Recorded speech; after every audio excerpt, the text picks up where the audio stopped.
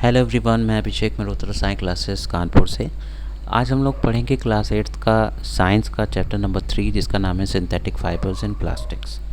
तो देखिए, चैप्टर हम लोगों को पढ़ाया जा चुका है पहले भी, लेकिन इस समय मैं कुछ इम्पॉर्टेंट क्वेश्चंस और उसके आंसर से रिलेटेड इस वीडियो को बना रहा हूँ, जिसमें मैं चाहता हूँ कि आप लोगों को कुछ ऐसे एडिशनल क्वेश्चंस के बारे में बताया जाए या उन क्वेश्चंस का भी रिवीजन करवाया जाए जो आप लोग चैप्टर में पढ़ चुके हैं। तो without wasting our time, let's start with the first question that comes to my mind। तो क्वेश्चन शुरू होता है हमारा कि आप जिन्होंने भी फाइबर के बारे में पढ़ रखा है, ठीक है, everyone knows about the fibre. तो ये बताया जाता है कि why some fibres are called synthetic. कुछ फाइबर्स को हम लोग सिंथेटिक क्यों कहते हैं? कुछ तो नेचुरल होते हैं, लेकिन कुछ फाइबर्स को हम सिंथेटिक क्यों कहते हैं, क्या कारण है? तो उसके लिए अगर जब इस तरह का कोई क्वेश्चन आए तो आप लिखेंगे कि सिंथेटिक फाइबर उन्हीं फाइबर को कहते हैं जो सिंथेटिक होते हैं। सिंथेटिक का मतलब मैन मेड, तो man made fibres are known as synthetic fibre, ठीक। और ये बनते किससे हैं? जाहिर सी बात है, सिंथेटिक हैं तो मैन मेड हैं, और इसलिए ये बनते होंगे केमिकल्स वगैरह से।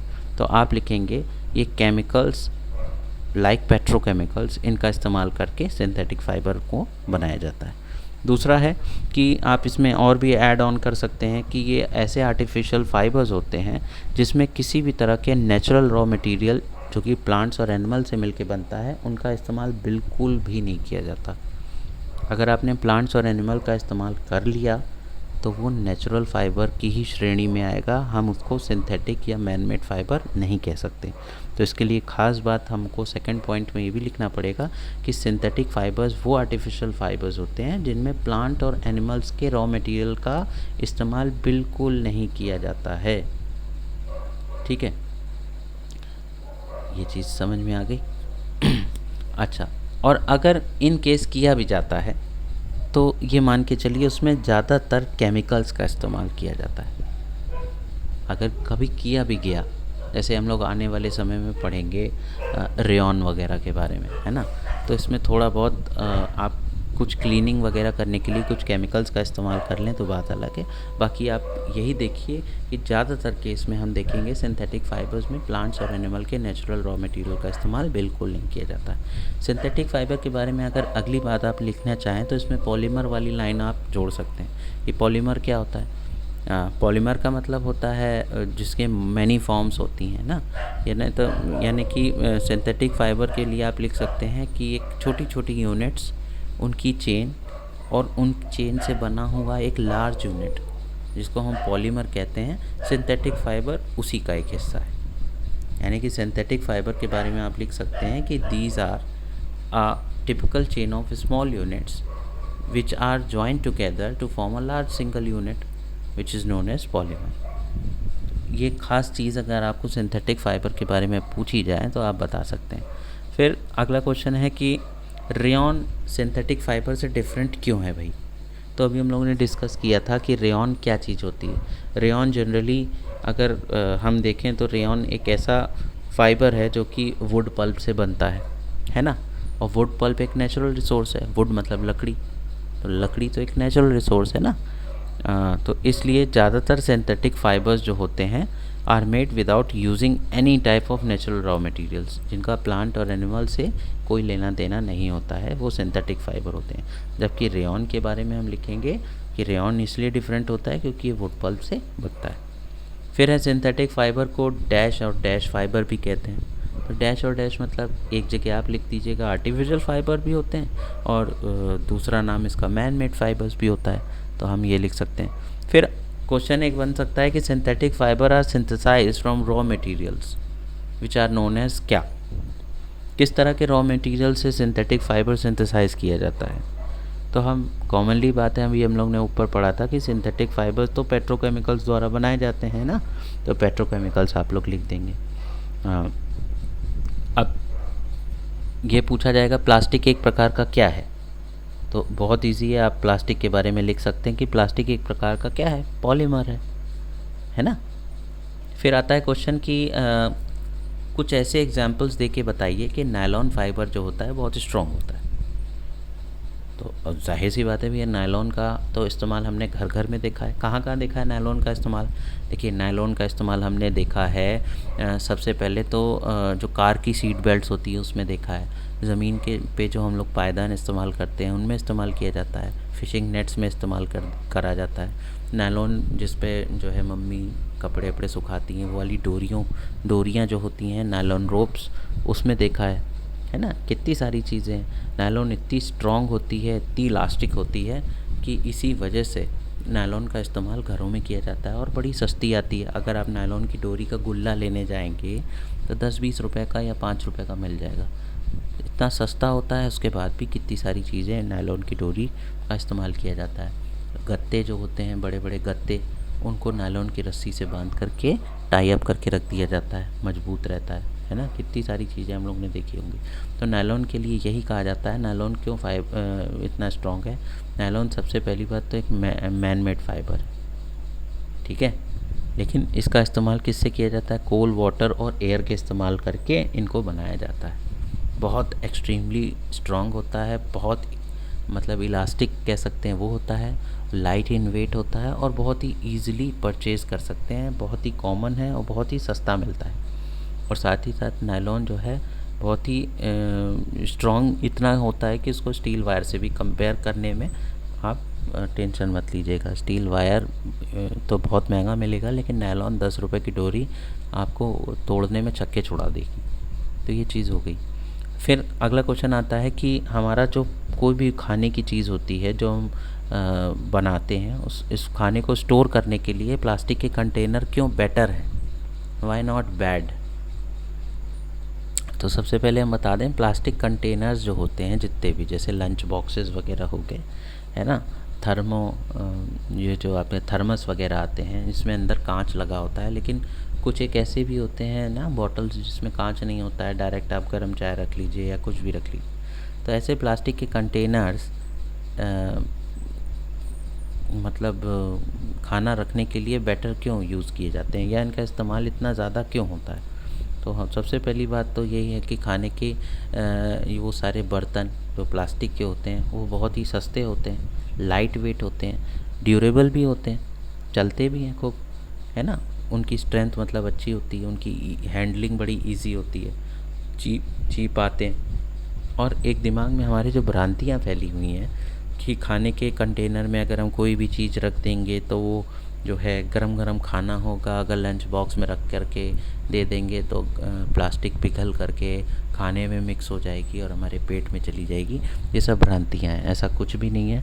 क्यों?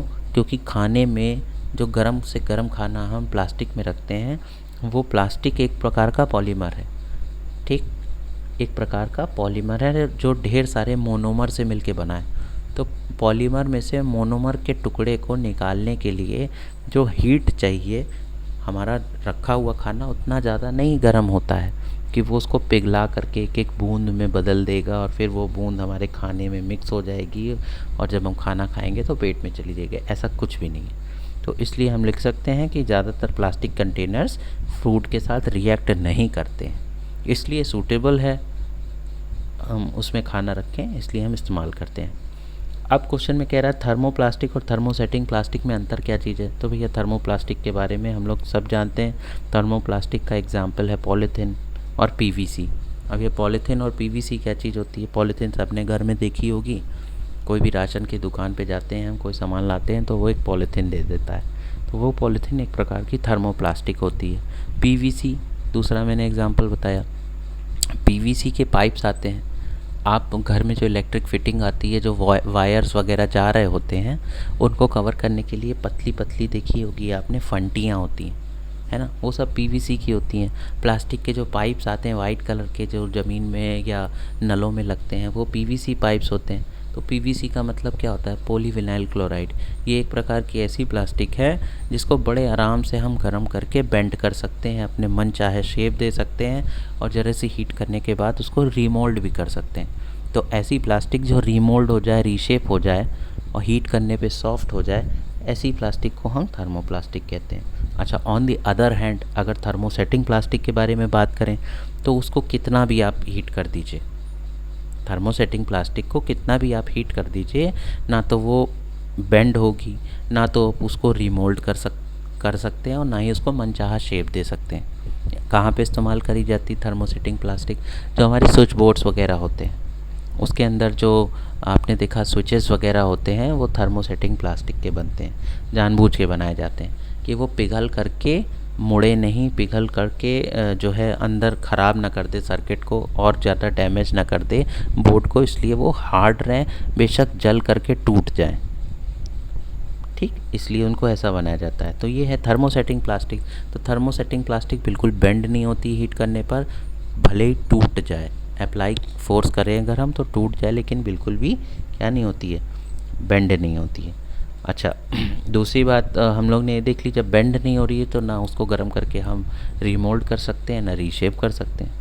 थर्मोसेटिंग प्लास्टिक के बारे में एक चीज़ और कही जाती है कि थर्मोसेटिंग प्लास्टिक जो है बहुत ही हमारे किचन में भी इस्तेमाल किया जाता है। जैसे हम लोग जो खाना बनाते हैं उसका जो बर्तन का हैंडल होता है, जैसे सॉसपैन वगैरह हो गया, वो ज़्यादातर थर्मोसेटिंग प्लास्टिक का इस्तेमाल करके बनाया जाता है। जैसे मेलामाइन हो गया, बेकलाइट हो गया, ये सब दो प्रमुख एग्जाम्पल हैं थर्मोसेटिंग प्लास्टिक के जिनका इस्तेमाल करा जाता है इन बर्तनों के हैंडल्स वगैरह बनाने में।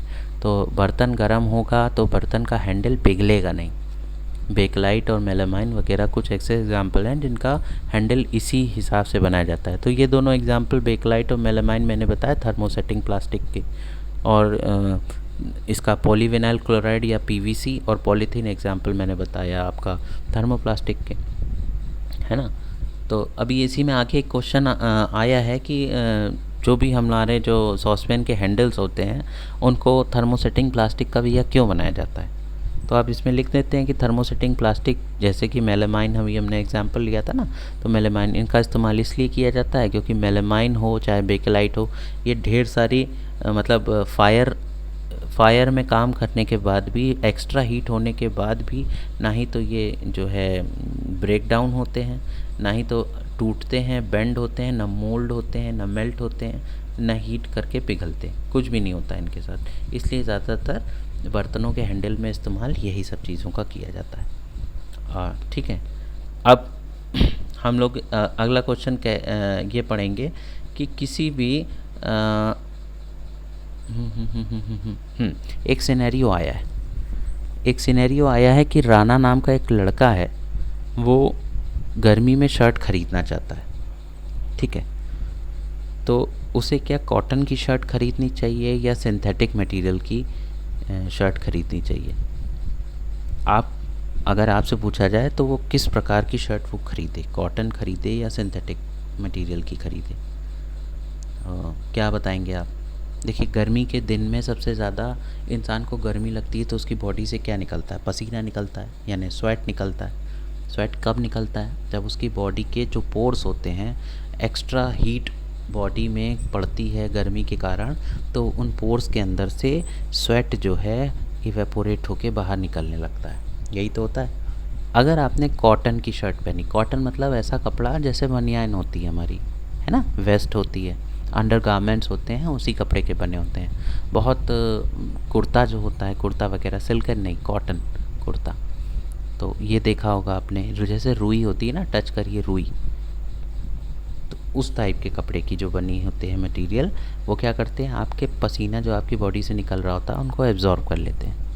और जब एब्जॉर्ब कर लेंगे तो वो क्या होगा, बहुत आसानी से आपकी बॉडी से निकल जाएगा तो आपकी बॉडी जल्दी से क्या करेगी, कूल फील करने लगेगी। इसलिए गर्मियों के दिन में प्रेफर किया जाता है कॉटन शर्ट्स का।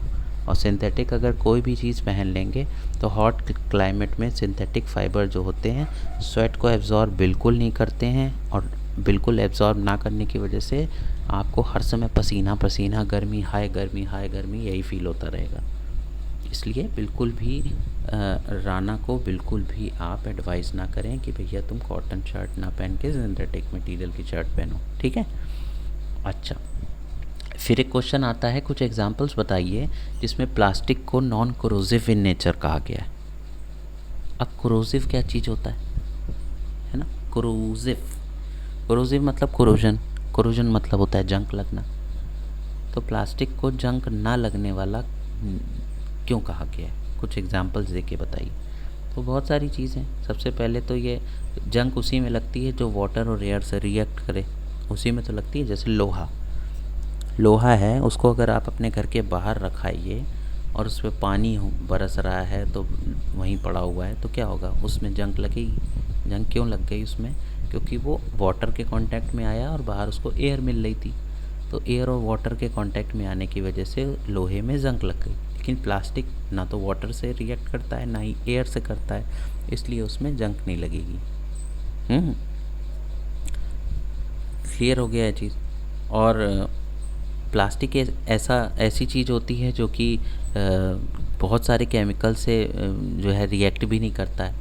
नहीं, ये वाटर एयर तो छोड़ दीजिए, बहुत सारे केमिकल से रिएक्ट नहीं करता है। ठीक है। जैसे एसिड्स वगैरह होते हैं, है ना, आप घर में अपने देखते होंगे वॉशरूम में जो तेज़ाब होता है जिसको हम एसिड कहते हैं, ठीक है, वो भी ज़्यादातर किस बॉटल्स में रखे जाते हैं? किस में रखे जाते हैं? प्लास्टिक के कंटेनर्स में ही तो रख के आते हैं। कांच में होंगे या तो प्लास्टिक में होंगे, क्योंकि प्लास्टिक कभी भी एसिड से रिएक्ट नहीं करती है, इसलिए प्लास्टिक में रख दिया जाता है ना। ये चीज़ हो गई। डिटर्जेंट्स, है ना, डिटर्जेंट से भी जो है प्लास्टिक रिएक्ट नहीं करती है, तो इसलिए प्लास्टिक की पन्नी में डिटर्जेंट भर करके दे दिया जाता है। बड़ी बड़ी बाल्टियाँ आती हैं जिसमें 5 किलो 10 किलो 20 किलो डिटर्जेंट आता है, उनमें भी देखिए डिटर्जेंट भरा रहता है, लेकिन प्लास्टिक की बाल्टी रिएक्ट नहीं करती। तो इससे क्लियर हो गया कि प्लास्टिक एक ऐसी चीज़ है जो ना ही वाटर और एयर से रिएक्ट करके कोरोजन देती है, ना ही वो डिटर्जेंट से रिएक्ट करे, ना ही एसिड से रिएक्ट करे। और अभी हमने ऊपर एक एग्जांपल और देखा था कि प्लास्टिक इतनी बढ़िया चीज़ होती है कि वो खाना उसमें रख दो तो खाने को भी रिएक्ट नहीं करती, खाने में भी कोई रिएक्शन नहीं देती, इसलिए सूटेबल टू ईट है, कंज्यूमेबल है, उससे कोई नुकसान नहीं है ना। जो खाना हम स्टोर करेंगे प्लास्टिक के बर्तन में, अगर उसको हम खाएंगे तो हमारे लिए सूटेबल है। तो ये सब कुछ एग्जांपल्स के आप दे सकते हैं जिसके जो ये सूटेबल हो। अब है कि should the handle and bristles of a toothbrush be made of same material? Explain your answer. मतलब कि आपका जो ब्रश आप लोग इस्तेमाल करते हैं उसका हैंडल और उसके ब्रिसल्स, ब्रिसल्स मतलब क्या होता है? ब्रिसल्स मतलब जो उसमें से निकले रहते हैं ये रेशे, रोएं, ब्रश, है ना, छोटे छोटे निकले रहते हैं ना ब्रिसल्स, जिससे आप दांत पे रगड़ते हैं तो साफ़ हो जाता है, वो ब्रिसल्स कहलाते हैं। तो क्या हैंडल और ब्रिसल्स सेम मटेरियल के बने होते हैं? ये चीज़ पूछ रहा है। तो आप इसका आंसर बताइए। आपने छुआ भी होगा, दोनों को, हैंडल को भी छुआ होगा, ब्रिसल्स को भी छुआ होगा। क्यों नहीं उसके जो है सेम मटेरियल के बनाए जाते हैं? भैया इसलिए क्योंकि हमारा जो हैंडल होता है वो तो हम प्लास्टिक का बना सकते हैं, ठीक है, जिसको हम चाहते हैं कि ये खूब चले, जिसकी ग्रिप मजबूत रहे, बहुत हार्ड रहे और स्ट्रॉन्ग रहे, इसलिए हम हैंडल को तो हार्ड प्लास्टिक का बना सकते हैं, है ना। लेकिन ब्रिसल्स को अगर हमने हार्ड बना दिया तो ब्रिसल्स हमारे दांत पे जब हम उसको रगड़ेंगे तो हमारे दांत और हमारे गम्स पे वो असर डालेगा, हमारे दांत को कमज़ोर करेगा, ख़राब करेगा। तो ब्रिसल्स जो होते हैं ब्रश के, वो हमारे टीथ को सूट करने के हिसाब से बनाए जाते हैं, यानी सॉफ्ट और फ्लेक्सिबल, ये चीज़ होगा। तो अब किस मटेरियल का बनाया जाता है, ये बात आती है ना। कोई तो ऐसा मटेरियल होगा जिससे ब्रिसल्स बनाए जाएं और कोई ऐसा मटेरियल होगा जिससे जो है हैंडल बनाया जाए। तो आप देखिए, जो उसका हैंडल होता है उसको थर्मोसेटिंग प्लास्टिक का हैंडल बनाया जाता है, क्योंकि अभी हम लोग ने पढ़ा था थर्मोसेटिंग प्लास्टिक ऐसी होती है जो कि बेंड नहीं होती, टूट सकती है। तो अगर आपका जो ब्रश है उसका हैंडल अगर मुड़ के टूट जा रहा है तो समझ जाइएगा कि वो थर्मोसेटिंग प्लास्टिक का बनाया गया है। अब थर्मोसेटिंग प्लास्टिक का बनाए तो इसका मतलब दो प्रकार के उसमें हम लोगों ने अभी पढ़े थे, या तो मेलामाइन का बना होगा या बेकलाइट का बना होगा। प्योर नहीं होगा तो थोड़ा सा मेलामाइन और या थोड़ा सा बेकलाइट का इस्तेमाल ज़रूर किया गया होगा, ठीक है। ये चीज़, ये तो हमने हैंडल के बारे में पढ़ लिया। अब ब्रिसल्स किसके बनते हैं? ब्रिसल्स भैया नायलॉन के बनते हैं, वही नायलॉन जिसकी रस्सी आती है जिस पे आप कपड़े अपड़े फैला देते हैं, that is made up of nylon और handle is made up of thermosetting plastic. किसी भी चीज़ से बन सकता है, इधर मेलामाइन और बेकेलाइट। ये अब क्वेश्चन एक आता है कि भैया प्लास्टिक हमारे लिए इतनी अच्छी चीज़ भी है और प्लास्टिक ख़राब चीज़ भी है, तो आप ये बताइए क्या हमें प्लास्टिक को अवॉइड करना चाहिए, यानी avoid plastic, should we avoid plastic as far as possible? आपकी क्या राय होनी चाहिए इसमें, है ना? कुछ कारण होने चाहिए जिससे आप ये प्रूव करें कि प्लास्टिक जो है नहीं हमें यूज़ करनी चाहिए या यूज़ करनी चाहिए। तो उसके बारे में हम क्या तर्क रख सकते हैं? तो सबसे पहली बात तो प्लास्टिक के बारे में हम देखेंगे कि प्लास्टिक अमर है। अमर मतलब अगर एक बार आपने उसको प्रोड्यूस कर दिया और बनाने के बाद अगर आप उसका इस्तेमाल करने लगे तो प्लास्टिक का आप डिस्ट्रक्शन नहीं कर सकते जल्दी जल्दी। अगर आप जलाएंगे तो इतना ज़्यादा कार्बन उसमें से निकलेगा कि वो एयर को पॉल्यूट करेगा, है ना? और अगर प्लास्टिक को ज़मीन में अगर आप गाड़ देंगे, डस्टबिन में आपने बाहर जो डस्टबिन्स आती हैं बड़ी बड़ी, उसमें अगर आपने डाल दिया और वो पड़े पड़े पड़े पड़े बहुत बहुत बहुत बहुत बड़ा कूड़ा ढेर उसका अगर बन गया या ज़मीन में बरीड हो गई, वो दफन हो गई, तो क्या करेगी? आपकी ज़मीन की फर्टिलिटी भी ख़राब कर देगी, क्योंकि जो मॉइस्चर ज़मीन के अंदर से निकलना चाहिए, जो हीट निकलनी चाहिए, या जो एटमॉस्फेयर से जो वाटर का कंटेंट है रेन के रूप में जो ज़मीन में जाना चाहिए, तो वो बीच में आ जाएगी, है ना? जो उसका ढेर सारी पन्नियों का जो बेड है, जो आपने फेंक फेंक के बिछा दिया है, वो क्या करेगा? पानी के अंदर, ज़मीन के अंदर पानी नहीं जाने देगा, ना उसका मॉइस्चर ऊपर उड़ाने देगा, तो जिससे क्या होगा? उस ज़मीन की फर्टिलिटी पे बहुत असर पड़ेगा। तो इसको कहते हैं नॉन बायोडिग्रेडेबल।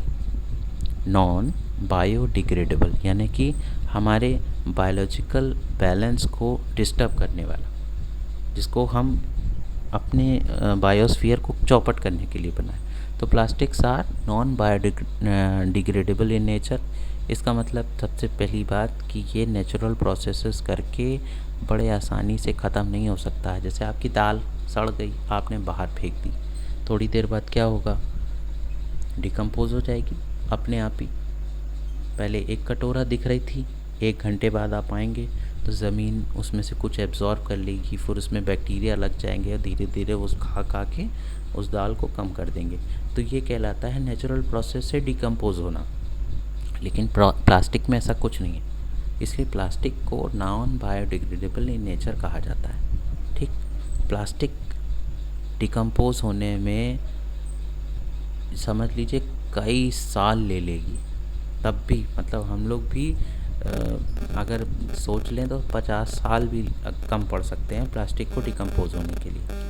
तो इसलिए प्लास्टिक बिल्कुल भी इन्वायरमेंट फ्रेंडली नहीं होती, है ना? इससे वो क्या करती है? इन्वायरमेंट का पोल्यूशन बढ़ाने का काम करती है प्लास्टिक। और अगली चीज़ हम ये भी देखते हैं कि प्लास्टिक को अगर हम जला दें तो उसको जलाने के बाद क्या होगा? बताइए क्या होगा? उसमें से बहुत काले रंग का धुआं निकलेगा, यानी पॉइजनस फ्यूम निकलेगी। उससे क्या होगा? एटमॉस्फेयर ख़राब हो जाएगा, है ना? एयर पॉल्यूशन करेगी वो। प्लास्टिक के बैग जिनको हम डंप्स में डाल देते हैं, अगर उसको किसी जानवर ने खा लिया, जैसे काऊ, आप जैसे मानिए पन्नी है, आपने उसमें दाल और रोटी डाल के रखी कि मम्मी सड़ के आया खाना बाहर फेंकना है, आपने गांठी लगा दी उसकी और बाहर फेंक दिया। गाय आई, गाय ने उसको सूंघा, उसको बहुत अच्छा लगा कि यार पॉलीथीन के अंदर दाल है और रोटी रखी हुई है। अब वो खोलेगी थोड़ी ना अपने हाथ से, वो क्या करेगी? ऐसे ही खाने शुरू कर देगी। खाते खाते खाते खाते बिना गांठी खोले वो पूरा पूरा स्वॉलो अप कर लेगी। जब खा लेगी तो उसके पेट में चली जाएगी, तो उससे उसकी क्या होगा? उसके रेस्पिरेटरी ट्रैक्स जो हैं उस पर क्या होगा? चोकिंग हो सकती है कि नहीं? और चोक होगी तो उसकी डेथ भी हो सकती है। तो ये प्लास्टिक का सबसे बड़ा नुकसान है कि इससे हमारा एनवायरनमेंट तो ख़राब होगा, एयर पोल्यूशन तो होगा ही होगा, और साथ ही साथ किसी भी जानवर की भी डेथ हो सकती है। बहुत सारे ऐसे जो है केसेस देखे गए हैं प्लास्टिक के, जिसमें कि आए दिन जो है हम प्लास्टिक की थैलियाँ फेंक देते हैं, जिससे हमारा ड्रेनेज सिस्टम भी चोक हो जाता है ना, क्लॉगिंग वगैरह हो जाती है। ये सब चीज़ें हैं। फिर बुलाओ नगर निगम वालों को कि भैया साफ़ करवा दीजिए, इधर जो है सीवर में से पानी निकल रहा है और क्या निकलता है? ढेर सारी पॉलीथीन निकलती है अंदर। तो ये भी एक नुकसान है। तो इसलिए ये सब ऊपर के जितने फैक्टर्स हम लोगों ने अभी डिस्कस किए, ये सब ऐसे इम्पॉर्टेंट फैक्टर्स हैं जो कि ये बताते हैं कि हम लोगों को प्लास्टिक को बिल्कुल बिल्कुल अवॉइड करना चाहिए। इनकी जगह पे अब तो बहुत अच्छी अच्छी चीज़ें चल गई हैं, कॉटन और जूट के जो है बैग्स चल गए हैं, उनका इस्तेमाल करिए आप। कम से कम यूज़र फ्रेंडली रहते हैं, एनवायरनमेंट फ्रेंडली रहते हैं। तो हमें सबसे पहले अपने एनवायरनमेंट को सेफ़ करने के लिए, प्लास्टिक के महाराक्षस से सेव करने के लिए हम लोगों को जो है RRR प्रिंसिपल जो है, यानी कि रिड्यूस, रीयूज़ और रिसाइकल, इस वाले प्रिंसिपल का इस्तेमाल करना शुरू कर देना चाहिए। आपने देखा होगा कूड़े वाले आते हैं, वो प्लास्टिक की चीज़ें अलग छांट के ले जाते हैं, फिर क्या करते हैं उसको पहले रिड्यूस करते हैं, फिर उसका रीयूज़ बनाने लायक रिसाइकल कर करके हमारे जो है रीयूज़ करने लायक बनाते हैं कि नहीं। तो यही सब काम रहता है। तो प्लास्टिक का ज़्यादा से ज़्यादा RRR प्रिंसिपल का वर्क शुरू हो जाना चाहिए। अब ये अगला क्वेश्चन हमारा जो है कि manufacturing synthetic fibre is actually helping conservation of forest. इसका क्या मतलब हुआ? सिंथेटिक फाइबर की मैन्युफैक्चरिंग जो है एक्चुअली हमारे फॉरेस्ट के कंजर्वेशन को बढ़ावा दे रही है। क्यों? ये क्या मतलब है इसका? देखिए भैया, जब आप सिंथेटिक फाइबर बनाते हैं, जब भी आप सिंथेटिक फाइबर बनाते हैं कोई भी चीज़ का, तो आप किसका इस्तेमाल करके बनाते हैं? पेट्रोकेमिकल्स का इस्तेमाल करके बनाते हैं। ठीक, इसका मतलब है आपने ना ही वुड, ना ही तो क्या नाम है कोई प्लांट को डिस्ट्रॉय किया, ना ही एनिमल्स को डिस्ट्रॉय किया, है ना। आपने सीधे सीधे केमिकल्स का इस्तेमाल करके चीज़ें बना ली, उसी को तो सिंथेटिक फाइबर कहते हैं। तो अगर सिंथेटिक फाइबर ज़्यादा से ज़्यादा बनेंगे तो क्या फॉरेस्ट कंजर्व रहेगा? ये बात कह रहा है क्वेश्चन। तो हम क्या कह सकते हैं इसके लिए? हम यही कहेंगे सिंथेटिक फाइबर तो भैया हमें पता है कि आर्टिफिशियल फाइबर्स होते हैं, ठीक है, जिसमें किसी प्रकार का जो है नेचुरल रॉ मिनरल्स जो भी हम इस्तेमाल करते हैं, मिनरल कह रहा हूँ, मटेरियल जिनका इस्तेमाल करते हैं हम प्लांट्स और एनिमल से मिल करके, किसी भी चीज़ की ज़रूरत नहीं पड़ती है हमें। थोड़ा बहुत इस्तेमाल किया तो किया, बल्कि ज़्यादातर सिंथेटिक रहता है। तो ये तो सपोर्ट करता है, ये बात थोड़ी सी सपोर्ट कर रही है ना। लेकिन जैसे क्या कहते हैं इनकी अगर एग्जिस्टेंस के बारे में बात करी जाए तो ये क्या करता है? जैसे कॉटन है, सिल्क है, वूल है, जूट है, ये सब हमें कहाँ से मिलते हैं? प्लांट्स और एनिमल से मिलते हैं, है ना। तो अगर हम इनका इस्तेमाल करने लगेंगे तो क्या होगा? इनका इस्तेमाल अगर हम करने लगेंगे सिंथेटिक फाइबर का, तो हमें ना ही सिल्क की ज़रूरत पड़ेगी, ना ही शीप को रियर करके वूल निकालने की ज़रूरत पड़ेगी, ना ही प्लांट से जूट एक्सट्रैक्ट करने की ज़रूरत पड़ेगी। तो प्लांट्स वगैरह तो सेफ़ रहेंगे, है ना। तो इसका मतलब हमें किसी भी तरह का अपने प्रोटेक्शन के लिए नेचुरल चीज़ों को हर्ट नहीं करना पड़ेगा, ट्रीज़ वगैरह को हर्ट नहीं करना पड़ेगा, है ना। तो आप लिख सकते हैं this can aid in preventing deforestation. यहाँ पे इस बात को लेकर के तो मेरे हिसाब से ओके है। बट सिंथेटिक फाइबर ऊपर भी हम लोगों ने देखा था, जैसे पॉलीथीन वगैरह का इस्तेमाल, ये भी एक सिंथेटिक फाइबर है, इसका नुकसान भी बहुत है ये चीज़। अब अगला क्वेश्चन आता है कि अगला क्वेश्चन आपके सामने ये पूछा जा सकता है कि सिंथेटिक फाइबर जो है ये नेचुरल फाइबर तो होते ही हैं, साथ में इनका काम आप सिंथेटिक फाइबर का कहाँ पे सबसे ज़्यादा इस्तेमाल आप कर सकते हैं? तो अभी हम लोगों ने बात करी थी कि सिंथेटिक फाइबर तो वो फाइबर्स होते हैं जिनका इस्तेमाल हम कर सकते हैं जैसे प्लास्टिक के बैग बनाने में, है ना, पॉलीविनाइल क्लोराइड, PVC इनके पाइप बनाने में। ये सब कुछ एग्जाम्पल जो हम लोगों ने पीछे डिस्कस किए थे, वो सब कुछ इम्पॉर्टेंट पॉइंट्स हैं जिनको हम इस क्वेश्चन में रख सकते हैं। ये हो गया। तो आप बताइए आपको ये जो क्वेश्चंस हम लोगों ने डिस्कस की ये कैसे लगे। अगर वाइल डिस्कशन कोई चीज़ ऐसी है जो आपके समझ में नहीं आई है या रह गई है या मैंने अच्छे से नहीं समझाई है तो आप कमेंट सेक्शन में मुझे मैसेज कर सकते हैं। मैं कोशिश करूँगा कि अगले वीडियो में आपके उन डाउट्स को और बेस्ट ढंग से क्लियर कर पाऊँ। तो इसी के साथ ही वीडियो वाइंड अप करते हैं और thank you so much class.